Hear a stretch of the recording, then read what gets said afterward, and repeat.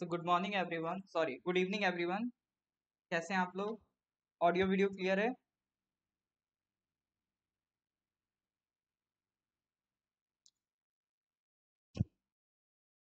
Audio clear नहीं है क्या आप लोगों को? हाँ जी।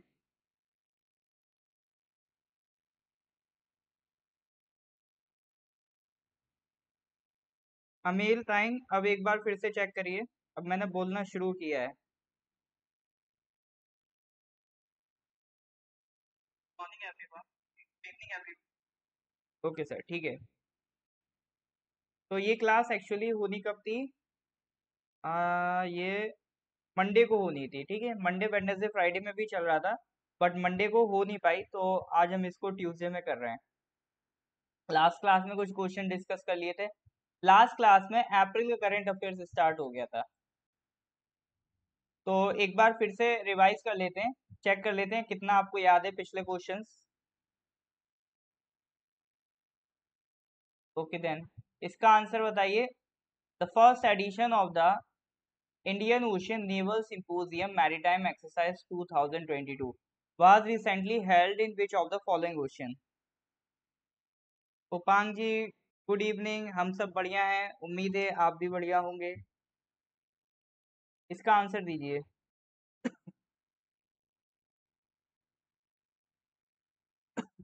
The first edition of the Indian Ocean Naval Symposium Maritime Exercise was recently held in which of the following? Bay of Bengal, Arabian Sea, Pacific Ocean, Indian Ocean.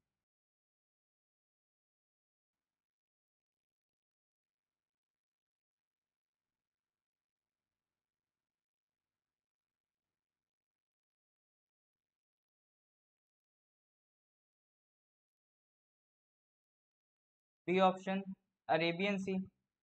हाँ जी sir, correct answer is Arabian. Arabian सी किधर है? India के east side है या west side है? East या west? तो याद रखना वेस्ट साइड पे है अरेबियन सी, ठीक है। ईस्ट साइड पे क्या है सर? बे ऑफ बंगाल है ईस्ट साइड पे।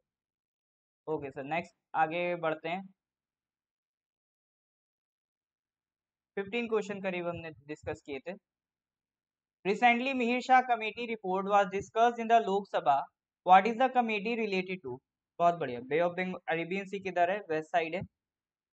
इसका आंसर दीजिए। Recently the Mihir Shah committee report was discussed in the Lok Sabha. What is the committee related to?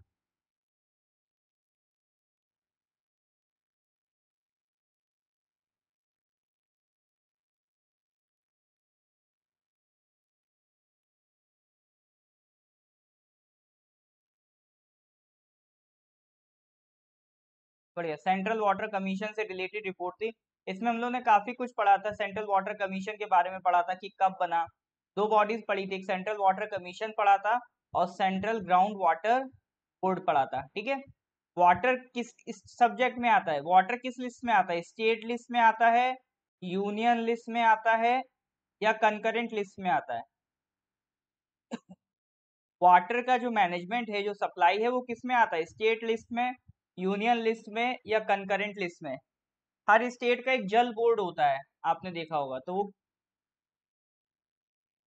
कौन कंट्रोल करता है उसे?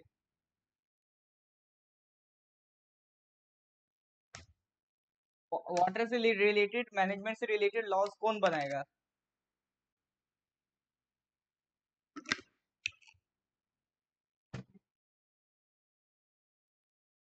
हाँ जी, आंसर दीजिए। स्टेट लिस्ट में आता है सर, ठीक है। वाटर किस में आता है? स्टेट लिस्ट में आता है। लेकिन हमने देखा था कि वाटर के रिलेटेड आपका जो टेक्नोलॉजी है, स्टेट की हेल्प कौन करता है? सेंट्रल गवर्नमेंट करता है, ठीक है। टेक्नोलॉजी वगैरह देना स्टेट को, वो किसका काम है? सेंट्रल गवर्नमेंट देता है। तो उसी के लिए उसने एक बॉडी बनाई है, सेंट्रल वाटर कमीशन, ठीक है। वो किसके बीच कोऑर्डिनेट करता है? सेंटर और स्टेट्स के बीच। इसी तरह से एक बॉडी है सेंट्रल ग्राउंड वाटर बोर्ड। तो ग्राउंड वाटर से रिलेटेड जो असेसमेंट करता है, वो सेंट्रल ग्राउंड वाटर बोर्ड करता है। तो मिहिर शाह कमेटी ने बेसिकली यही कहा था कि सेंट्रल वाटर कमीशन और सेंट्रल ग्राउंड वाटर बोर्ड, इन दोनों बॉडीज को मिला के एक नई बॉडी बना दो, national water commission. Mihir Shah committee ने ऐसा बोला था, ठीक है। फिर सबसे इम्पोर्टेंट हमने स्कीम्स देखी थी कि सरकार कौन कौन सी स्कीम चला रही है वाटर रिसोर्सेज के रिलेटेड सेंट्रल लेवल पे, ठीक है। एक तो इंटरलिंकिंग ऑफ रिवर्स का काम चल रहा है, ठीक है, और एक जल जीवन मिशन अमृत स्कीम चल रही है, प्रधानमंत्री ऋषि सिंचाई योजना चल रही है, जल शक्ति अभियान चल रहा है। तो ये सारी स्कीम्स किसके लिए चल रही है? For the effective management of water resources. कभी भी आपको मान लो कोई आंसर राइटिंग करनी हो और इस तरह का क्वेश्चन पूछ ले, खास तौर से जो पीसीएस या यूपीएससी की तैयारी कर रहे हैं जिनको रिटन आंसर लिखने होंगे, तो effective management of water resources से अगर सवाल पूछे तो आप ये सारी स्कीम्स लिख सकते हो, ठीक है। इंटरलिंकिंग ऑफ रिवर्स, जल जीवन मिशन, अमृत स्कीम, जल शक्ति अभियान, प्रधानमंत्री ऋषि सिंचाई योजना। आगे आप लोगों को भी जो फॉरेस्टर वगैरह उनको भी वो तो देना ही है ना इंटरव्यू, तो इंटरव्यू में पूछे अगर वाटर रिसोर्सेज के इफेक्टिव मैनेजमेंट के लिए क्या क्या स्कीम्स है, तो भी आप ये सब बता सकते। तो जो करंट अफेयर्स है हर मोमेंट पे काम आएगा। ओके सर, तो ये क्वेश्चन नंबर था 13, 14, 15 क्वेश्चन हो गए थे। आज का पहला क्वेश्चन ये रहा आपके सामने, question number 16। The annual Kannagi festival is celebrated at the famous Mangala Devi temple. The temple is situated between which two states?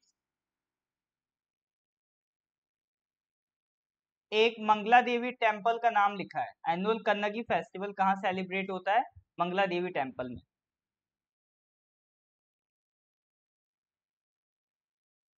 तो जो टेम्पल है किन दो स्टेट्स के बीच सिचुएटेड है, ये क्वेश्चन है। बताइए sir.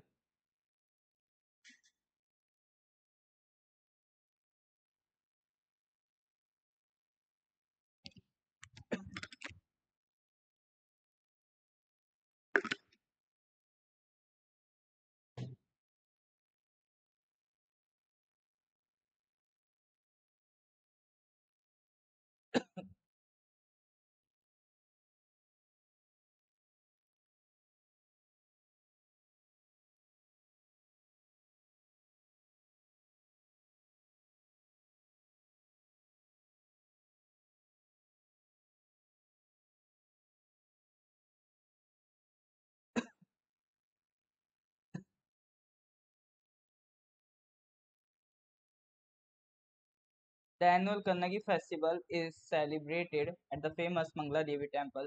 The temple is situated in between which two states?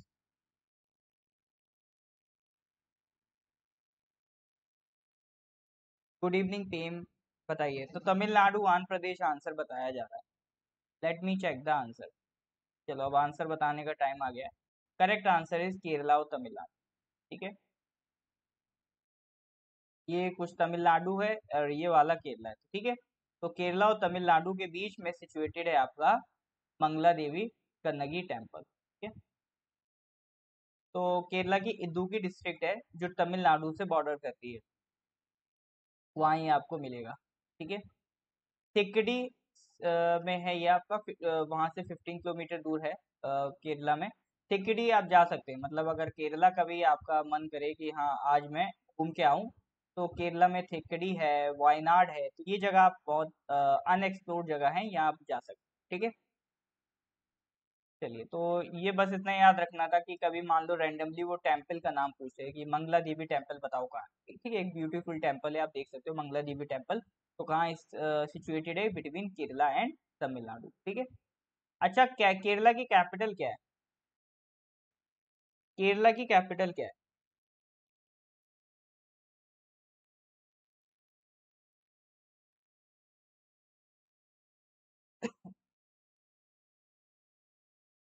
बताइए सर, केरला की कैपिटल क्या है?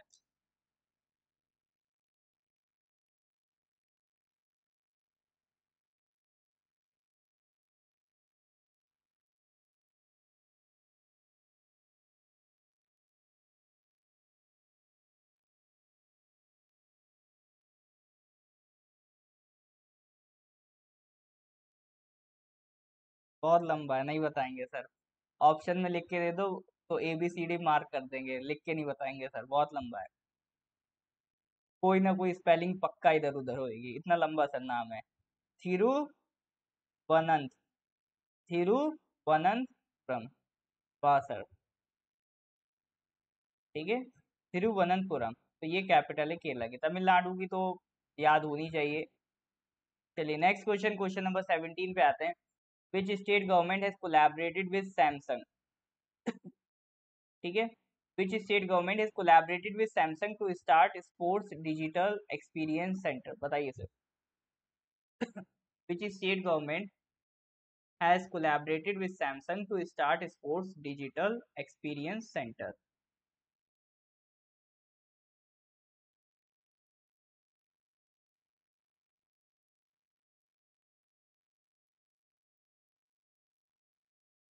ये नॉर्थ ईस्ट का ही सवाल है, आसान सा सवाल है, ये बन जाना चाहिए। हाँ जी, बढ़िया सर।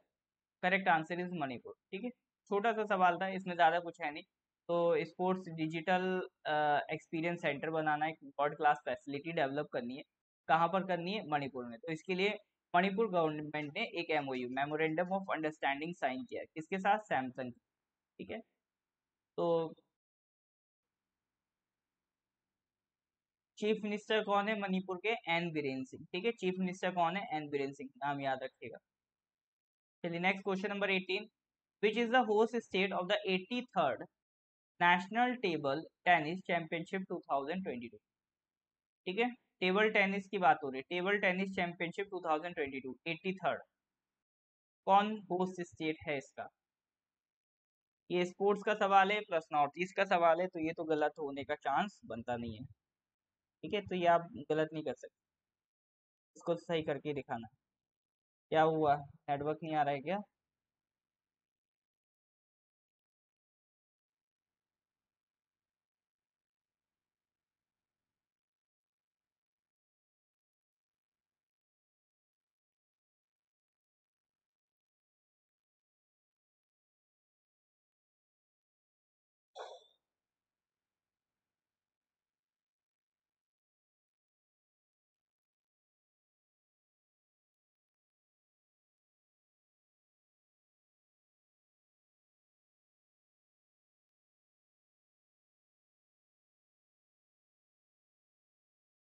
कमेंट्स नहीं आ रहे हैं आपके, मैं इधर से।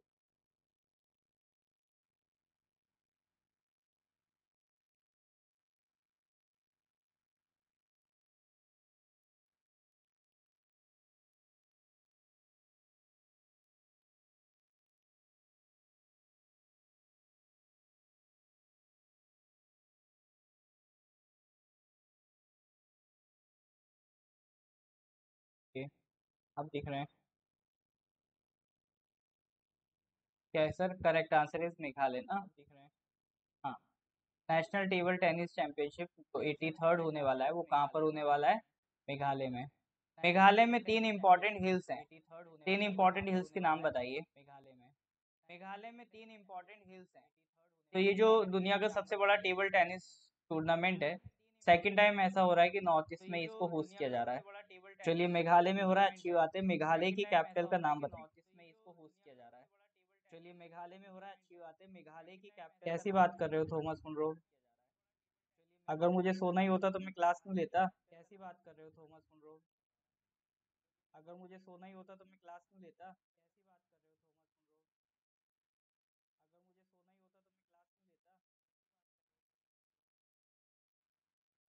सोना ही होता तो मैं क्लास क्यों लेता? चलो ये आंसर बताओ। गारो खासी जैंतिया। ठीक है, चलो ये तीन हिल्स के नाम याद रखें। गारो खासी जैंतिया। ठीक है, जैंतिया। तीन हिल्स के नाम याद रखें। गारो खासी, हरी खासी।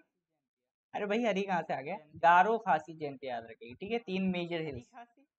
ओके देन, नेक्स्ट क्वेश्चन पे आते हैं। Question number 19। Recently president Ramnath Kovind reached the city White Marble to share views on various regional and international issues. Where is the city of White Marble? Recently, president Ramnath Kovind reach the city of white marble. ठीक है, तो simply पूछ रहा है city of white marble हम किसे कहते हैं? अभी प्रधानमंत्री दो कंट्रीज की विजिट पर गए थे, उनमें से एक कंट्री को क्या कहते हैं? व्हाइट मार्बल की कंट्री। उनमें से एक कंट्री को क्या कहते हैं? व्हाइट मार्बल की कंट्री। उनमें से एक कंट्री को क्या कहते हैं? व्हाइट मार्बल की कंट्री। बताइए कौन सी कंट्री है?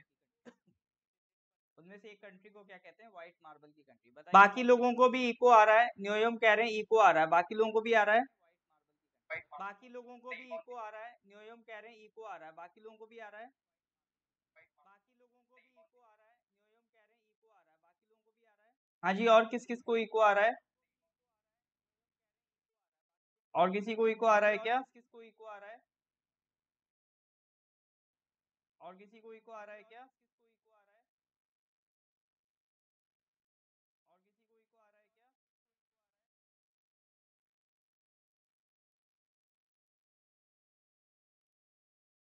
ओके,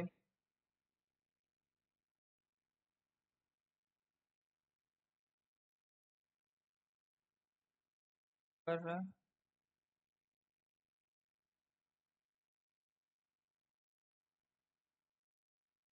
अभी भी आ रहा है, एक बार फिर से बता दीजिए, अभी भी आ रहा है क्या,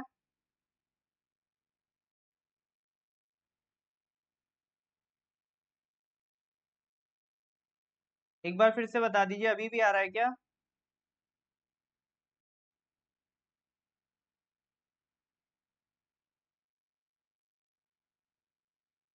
तब तक इसका आंसर दीजिए, सिटी ऑफ व्हाइट मार्बल किसे कहते हैं।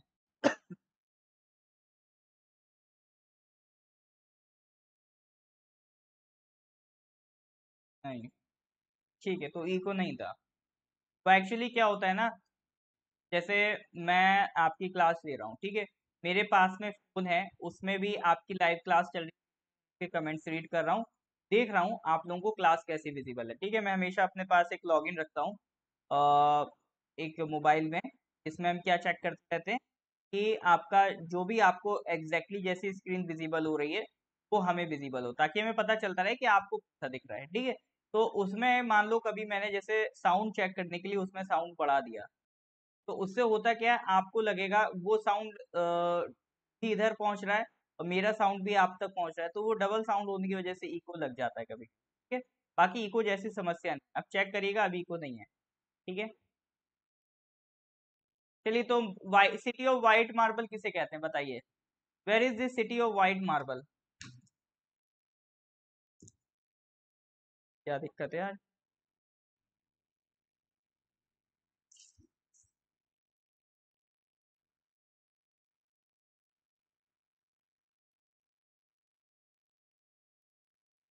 अभी वक्त बदल गया एकदम से। वक्त तो देखिए कभी भी कांस्टेंट नहीं रहता, वक्त की यही स्पेशलिटी है, भी कांस्टेंट नहीं रहता, कभी कुछ कभी कुछ, कभी आपके फेवर में कभी सामने वाले के फेवर। हाँ जी, बताइए, ये क्या मसला है, ये comment.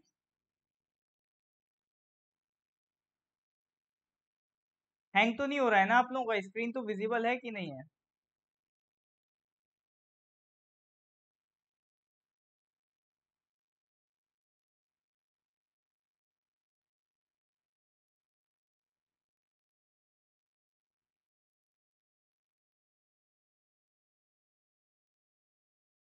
I think my internet connection, ठीक है, बस एक मिनट रुकिए, मैं इसे करेक्ट कर लेता हूँ।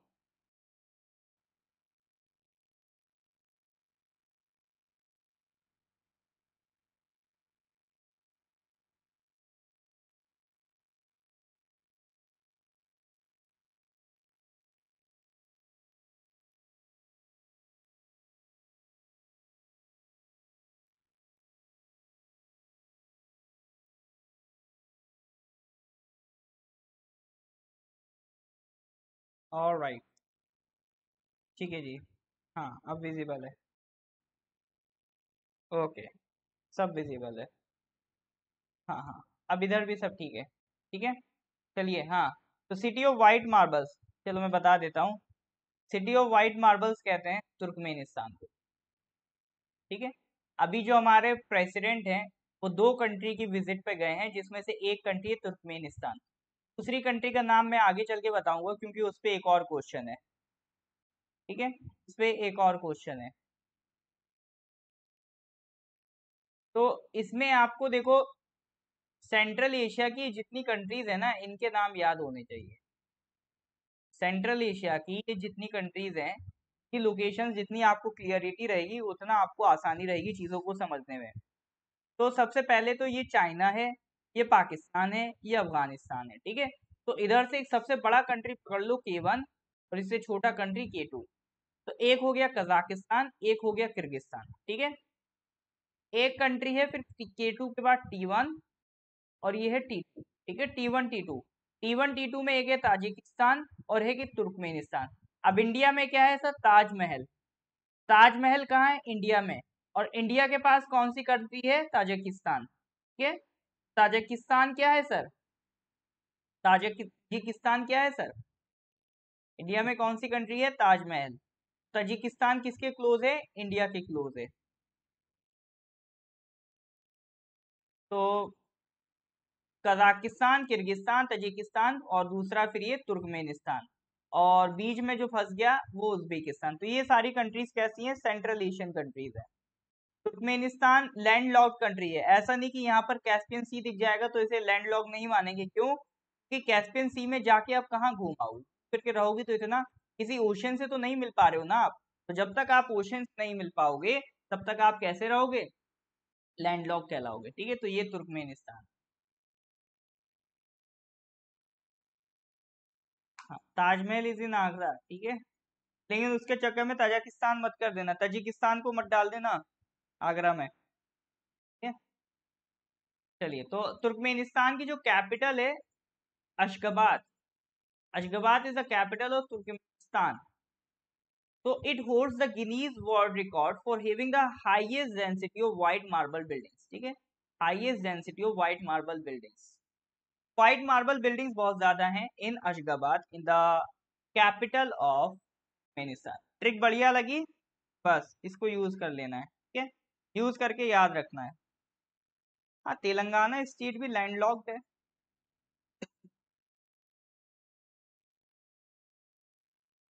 ओके सर, तो आगे बढ़ते हैं क्वेश्चन नंबर 20 की तरफ। Question number 20, world's biggest electric cruise ship made its maiden voyage in which river, ठीक है। दुनिया की सबसे बड़ी इलेक्ट्रिक क्रूज शिप किस नदी में दौड़ रही है, बताइए। दुनिया की सबसे बड़ी इलेक्ट्रिक क्रूज शिप किस नदी में दौड़ रही है, यांगजे, येलो, मेकोंग या लुंगजांगपो।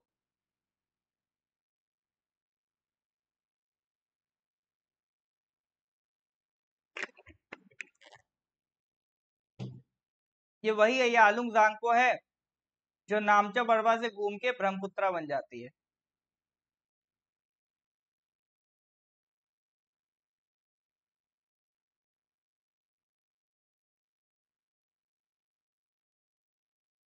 चलो इसका आंसर देखते हैं। करेक्ट आंसर इज यांगजे नदी, ठीक है। कौन सी रिवर है, यांगजे। देखो वर्ल्ड रिवर्स भी कभी कभी पूछ लेता है, तो यांगजे याद रख। यांगजे रिवर आपको किधर मिलेगी, चाइना के प्रोविंस में मिलेगी। तो ये तिब्बत वाला जो इलाका है, वो तिब्बत में एक जगह भी लहासा, तो तिब्बत वाले इलाके से ये राइज कर। Jari hill in the Tanggula mountain in northern part of Tibetan plateau. ठीक है, इतना डिटेल अगर चाहें तो ना भी रखें, मेन इतना याद रखें, तिब्बत से राइज करती है। यांग से कहाँ से राइज करती है, और ज्यादा पढ़ना हो तो जारी हिल। तो ये तिब्बत से राइज करेगी, फिर चाइना के कई डिफरेंट डिफरेंट प्रोविंसेस में होते होते फाइनली इसका आउटफ्लो किधर होगा सर, ये चाइना सी में, ठीक है। ये जो ईस्ट चाइना सी है, ठीक है, ये ईस्ट चाइना सी, तो इधर जाके ये रिवर आउटफ्लो कर देगी, यहाँ जाके फॉल कर जाएगी, ठीक है। तो यांगजे रिवर आपको कहाँ मिलेगी, यांगजे रिवर आपको मिलेगी किधर, चाइना में। आई थिंक ये लॉन्गेस्ट रिवर ऑफ एशिया भी, ठीक है, it is the longest river of Asia.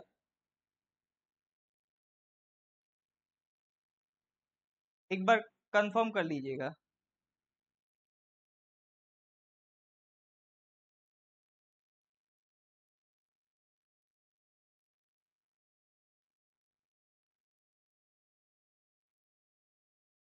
Sorry, longest नहीं है, लार्जेस्ट है, ठीक है। लॉन्गेस्ट नहीं है ये, लार्जेस्ट है। यांगजे रिवर इंपॉर्टेंट है, ठीक है। मेटल पकड़ा बोल के आसमान से मेटल का बारिश हो।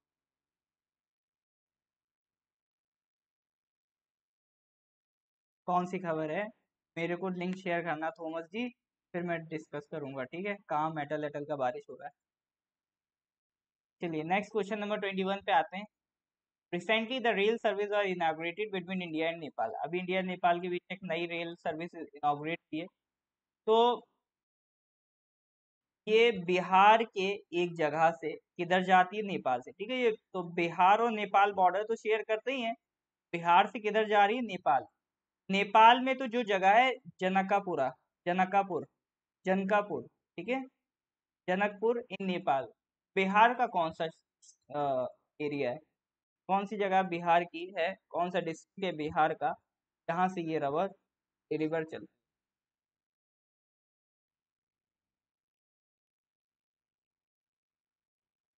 हाँ जी, मोटर बसर जी ने आंसर दिया कटिहार। बाकी लोग भी दीजिए। इलान भी उसी का आंसर आया है। बाकी लोग सर क्या कह रहे हैं?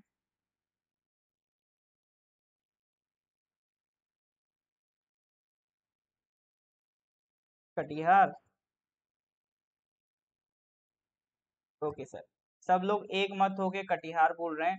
सब लोगों ने आज ठान लिया कि सर आज मेरे को गलत आंसर देना है। हाँ जी। ऐसा होता है ना, एक ने कटिहार बोला, दूसरे ने, तीसरे ने। कुछ तो बात है कटिहार में, सब लोग यही लगा रहे हैं, चलो मैं भी लगा देता हूँ। फिर उसमें दो ने लगा दिया। अब बाकी लोग सर सोच रहे हैं कुछ तो बात है कटिहार में कि पांच ने लगाया, चलो हम भी लगा देते। बाकी चार ने और लगा दिया। फिर बाकी अगले सोच रहे हैं कुछ तो बात है कटिहार में, जो नौ लोगों ने लगा दिया, बाकी लोगों ने भी लगा दिया। तो ये बिल्कुल चेंज चलती जाती चलती जाती चलती, ठीक है? तो रोकना पड़ेगा। Correct answer is not Katihar. ये देखो, जयनगर नाम की जगह है, ठीक है? बिहार में एक जगह है जयनगर। ये यहाँ से स्टार्ट होगी नेपाल जाएगी, नेपाल में ये फिर जनकपुर तक स्टार्ट हुई। जनकपुर रेल। कभी नेपाल टूरिज्म पे जाना हो तो बिहार होते हुए आप जा सकते हैं। ऑलराइट सर, नेक्स्ट क्वेश्चन पे आते हैं। Question number 22। Khelo India university games 2021 will be held in which state? बताइए। खेलो India university games 2021 will be held in which state? Orissa, Karnataka, Maharashtra, Telangana. Khelo India जो स्कीम है भारत सरकार की इंपॉर्टेंट स्कीम है, ठीक है? वो क्या प्रोवाइड करती है? असिस्टेंस प्रोवाइड करती है उन टैलेंटेड प्लेयर्स को जो स्पोर्ट्स की फील्ड में लगता है आगे कुछ बढ़िया कर सकते हैं, ठीक है? तो सरकार उनको स्कॉलरशिप वगैरह देती है, स्टाइपेंड भी देती है, ताकि वो सिर्फ अपने स्पोर्ट्स पे ध्यान दें, पैसे की चिंता ना करें। तो उसी के लिए खेलो इंडिया स्कीम बनाई गई है। तो उसके तहत कुछ गेम्स भी होते रहते हैं। तो खेलो इंडिया यूनिवर्सिटी गेम्स 2021 होने हैं, तो वो किस स्टेट में होंगे? में सर बड़े मिक्स्ड आंसर आ रहे हैं। उड़ीसा भी बताया जा रहा है, तेलंगाना भी बताया जा रहा है, महाराष्ट्र भी बताया जा रहा है, मेरे ख्याल से कर्नाटका भी बताया जा रहा है, ठीक है? सर कुछ भी हो सकता है, we are not much sure about it. चलो, करेक्ट आंसर इज कर्नाटक, ठीक है? तो दो एडिशन से, पहला एडिशन तो इसका हो गया था, सेकंड एडिशन जो था खेलो इंडिया यूनिवर्सिटी गेम्स का 2021 में, वो क्या हो गया था? रोक लिया गया था, ठीक है? तो वो 2022 के लिए रोक लिया गया था। तो अभी ये होने जा रहा है, अभी मई के महीने में अराउंड ये हो जाएगा, खेलो इंडिया यूनिवर्सिटी गेम्स 2021, ठीक है? तो जब हो जाएगा तब इसकी बात करेंगे नेक्स्ट करंट अफेयर्स में। नेक्स्ट क्वेश्चन पे आते हैं, question number 23। Harper Collins India's, ठीक है? हार्पर कॉलिंस क्या पब्लिशर का नाम है? India's new book tiger of draws, ठीक है? किताब है टाइगर ऑफ ड्रास। तो वो किसी एक इंडियन आर्मी ऑफिसर की लाइफ पे बेस्ड है। तो कौन से इंडियन आर्मी ऑफिसर की लाइफ पे बेस्ड है बुक टाइगर ऑफ ड्रास?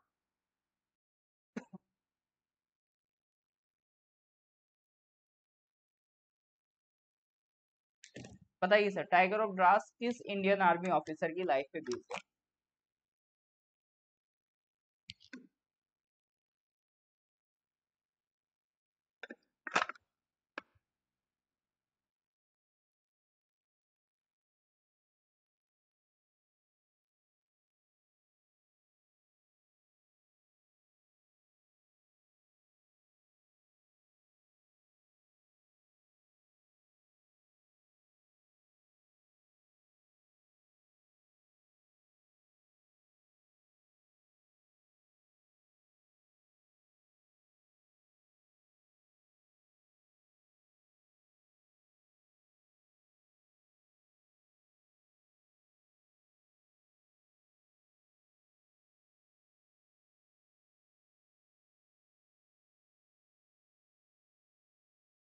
हाँ जी, आंसर बताइए।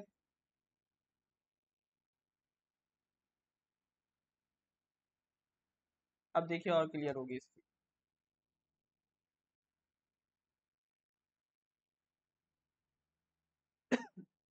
सी ए डी डी बी, इसमें भी सर हम मिक्स्ड आंसर देंगे। We are not much sure about it, ठीक है। कैप्टन का नाम है कैप्टन अनुज नैयर, ठीक है। तो टाइगर ऑफ ड्रास इस इंडियन आर्मी ऑफिसर की लाइफ पे बेस्ड है, कैप्टन अनुज नैयर। देखो मई 1999 जब कारगिल की इंसर्जेंसी चल रही थी, ठीक है, कारगिल वॉर हुआ था 1999 में। तो उस टाइम कारगिल में नेबरिंग कंट्री से कई सारे इंसर्जेंट्स आ जाते थे, ठीक है। तो वो रूटीन अफेयर बन गया था। तो लोग आते जा रहे थे, आते जा रहे थे। जब कारगिल वॉर हुआ तो उससे पहले की बात है, ठीक है। तो ये नहीं बताता कि सिचुएशन मतलब खतरनाक है। इन्फिल्ट्रेटर्स ये जो है कितनी जल्दी जो हाई एल्टीट्यूड से उनको कैप्चर करने वाले हैं, ठीक है। फिर धीरे धीरे हमने नोटिस करा जो इन्फिल्ट्रेटर्स थे, जो बॉर्डरिंग कंट्री से लोग आ रहे थे, ठीक है, सर्जेंट्स आ रहे थे, उन्होंने क्या करा, हाई एल्टीट्यूड उसको कैप्चर करना शुरू कर दिया, ठीक है। जो इंडियन सोल्जर सर्दियों में छोड़ देते थे कि ये सोचा गया कि मतलब सर्दियों में कौन वहां पे हाई एल्टीट्यूड पे रहेगा और दुश्मन सैनिक मत नहीं करेगा सर्दी में वहां आने की। ने क्या करा, हम लोग हाई एल्टीट्यूड पोस्ट जो हमारे सोल्जर्स सर्दियों में छोड़ देते थे, वो लोग सर्दियों में जाके वहां पर जम गए। फिर वहां पे हाथापाई होने लगी। अब उनके पास अपर हैंड आ गया। देखो अपर हैंड से बहुत फायदा होता है। जैसे मान लो आप यहाँ पर हो, कोई पर्सन या पहाड़ों में ऊपर रहता है, तो इसको आप कभी डिफीट नहीं कर पाओगे कि आप आओगे तो ऐसे ही ना, कैसे भी आओगे, गाड़ी से आओगे, कैसे भी आओगे। ये इसको क्या, बस एक तीर मारना है, यहाँ से गोली चलाना है। तो जो अपर पोस्ट पे बैठा होता है पर्सन, उसको बहुत फायदा होता है। इसीलिए हम सियाचिन को नहीं छोड़ते, क्योंकि सियाचिन बहुत ज्यादा हाइट पे है, वहां से हमें बहुत बढ़िया व्यू मिलता है पाकिस्तान का, ठीक है। हम वहां से देख पाते हैं कि हाँ, आज शहबाज शरीफ कौन सी बिरयानी खा रहे हैं, मतलब हैदराबादी खा रहे हैं कि मुरादाबादी खा रहे हैं, ठीक है। वहां से हमें सारा व्यू बढ़िया मिलता रहता है। तो इसी वजह से हाई एल्टीट्यूड पे होना जरूरी होता है। तो जब आपके कैप्टन अनुज नैयर गए, ठीक है, तो उन्होंने उस एरिया को खाली कराया, वहां पर द्रास सेक्टर फाइट किया, ठीक है। काफी ग्रूसम बैटल आपका वहां पर चला 2 नाइट के लिए। और बाद में उन्होंने उस पीक को सिक्योर कर लिया, ठीक है। जो पीक पाकिस्तान वाले ले गए थे, हमने उस पीक को क्या करा, सिक्योर कर लिया। और ऑपरेशन विजय जो चला था, जिसके तहत हमने सारी कामयाबी हासिल की थी, तो उसमें काफी मदद मिली थी इनके इस ऑपरेशन से, ठीक है। लेकिन अफसोस की बात, इस हमले में उन्होंने अपनी को तो बचा लिया था, बट खुद अपनी कुर्बानी दी, अपनी कुर्बानी दे उन्होंने अपनी को बचा लिया था, ठीक है। इसीलिए उनके इस बलिदान को याद करने के लिए एक किताब लिखी गई है, टाइगर ऑफ ड्रास, ठीक है। ये किसकी लाइफ पे बेस्ड है, कैप्टन अनुज की लाइफ। तो उनको काम को मोटिवेट करने के लिए, सराहने के लिए, हमने बाद में क्या करा, इंडिया का जो सेकंड हाईएस्ट गैलेंट्री अवार्ड है, जो ड्यूरिंग द वॉर टाइम दिया जाता है, ड्यूरिंग द वॉर टाइम जो सेकंड हाईएस्ट गैलेंट्री अवार्ड है, महावीर चक्र, ठीक है, किसको दिया, वो हमने दिया सर कैप्टन अनुज ने। Captain Anuj Nayyar was awarded with Mahavir Chakra. चलिए सर, तो ये तो कहानी हो गई सर कैप्टन अनुज नैयर की। तो इस तरह से मतलब भरी पड़ी है हिस्ट्री में, मतलब भरा पड़ा है कि मतलब कितने सोल्जर्स हैं जिन्होंने अपनी जान गंवाई एक इस मुल्क, ठीक है। तो हमें उनको याद करना चाहिए, पढ़ना चाहिए। चलिए next question, which state set up it's first she auto stand, which state set up it's first she auto stand. देखो क्या होता है ना, अगर किसी स्टेट में कोई काम पहली बार हो रहा है, तो वो आपके एग्जाम के लिए थोड़ा इंपॉर्टेंट हो जाता है। किसी स्टेट में कोई काम पहली बार हो रहा है, वो इम्पोर्टेंट हो जाता है। जैसे अभी आपका एलडीसी में, नहीं एलडीसी में, हाँ एलडीसी में ही आया था क्वेश्चन, फर्स्ट डिजिटल लाइब्रेरी किस स्टेट में बनी, केरला में बनी थी। हालांकि मेरा जो करंट अफेयर था उसमें ये शायद मेंशन था, मुझे फिलहाल याद नहीं है। तो फर्स्ट डिजिटल यूनिवर्सिटी कहाँ बनी थी, केरला में। तो अभी जो बनी थी करंट अफेयर्स में, वो एक्चुअली पॉइंट था, ठीक है। वो करंट अफेयर्स उठा के उन्होंने क्या पूछा, स्टेट में अगर कोई चीज पहली बार हो रही, इसलिए मैं इस चीजों पे ध्यान देने लगा, ठीक है। इस तरह के सवाल पूछे गए। तो शी ऑटो स्टैंड कहाँ बना, आंध्र प्रदेश। मतलब होगा क्या, वहां पे लेडीज होंगी, ठीक है, तो विमेन और गर्ल्स को सेफ ट्रांसपोर्ट प्रोवाइड करने के लिए एक शी ऑटो स्टैंड, मतलब वो स्टैंड कौन चलाएगा सर, लेडीज चलाएंगी। चलिए next question, question number 25, which state has become the first paperless assembly by implementing the e-विधान एप्लीकेशन। ये तो अभी काफी न्यूज में रहता है, इसका तो आंसर गलत नहीं करना। which state has become the first paperless assembly by implementing the e-विधान एप्लीकेशन? नागालैंड, उड़ीसा, आसाम, तमिलनाडु। ये भी न्यूज में था, बताना है।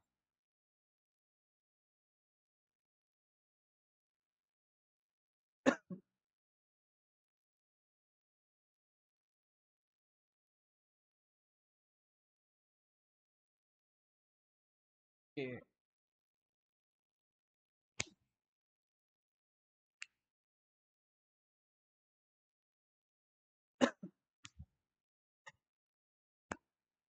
देखिए अगर लेक्चर अच्छा लग रहा हो तो प्लीज इसको लाइक कर दीजिए और ज्यादा से ज्यादा इसको शेयर कर दीजिए।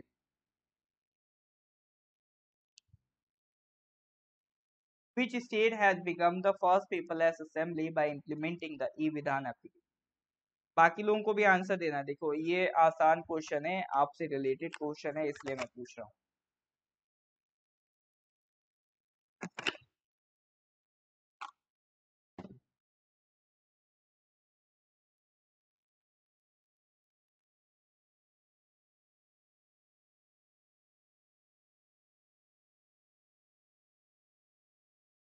Thank you everyone. चलिए correct answer is sir Nagaland, ठीक है। Nagaland has created history by becoming the first state assembly in the country to implement the national E Vidhan application programme.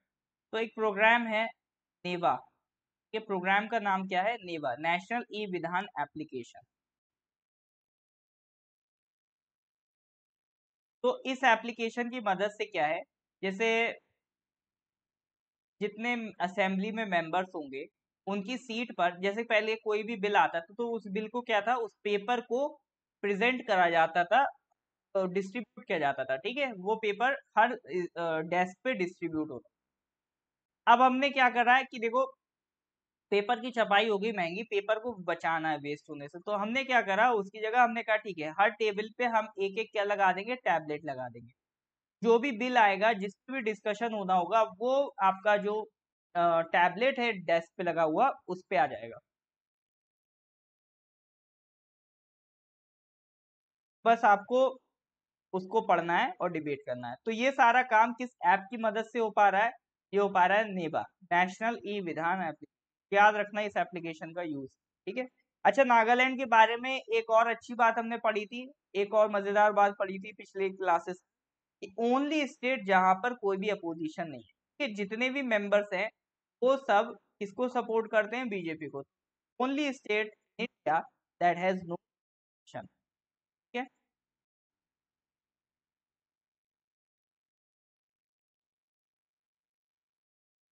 Ruling party कितने मजे में रहती होगी वहां पे, ये पास करना है तो पास हो गया, ये करना है हो गया सर। चलिए, तो ये तो हो गया सर नागालैंड की बात। अच्छा नागालैंड की हाईएस्ट पीक क्या है? नागालैंड की हाईएस्ट पीक क्या है?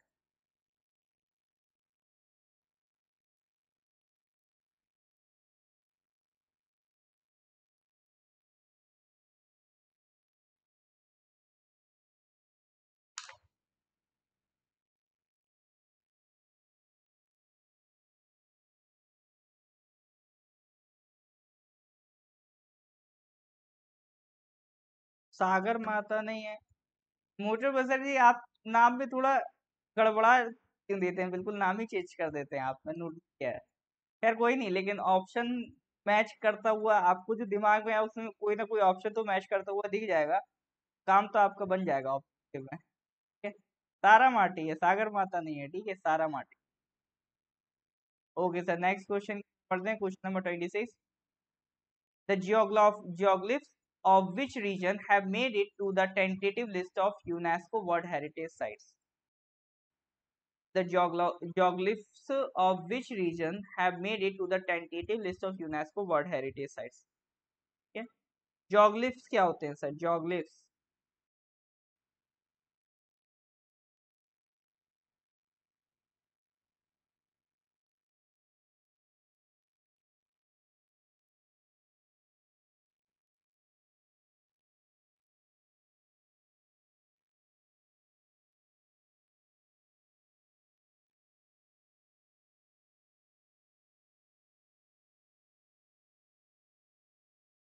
जोग्लिफ्स की एक इमेज दिखा देता हूँ, वरना ऐसे नहीं समझेंगे आप। बस एक मिनट वेट कीजिए, मैं जोग्लिफ्स की इमेज लेके आ रहा हूँ।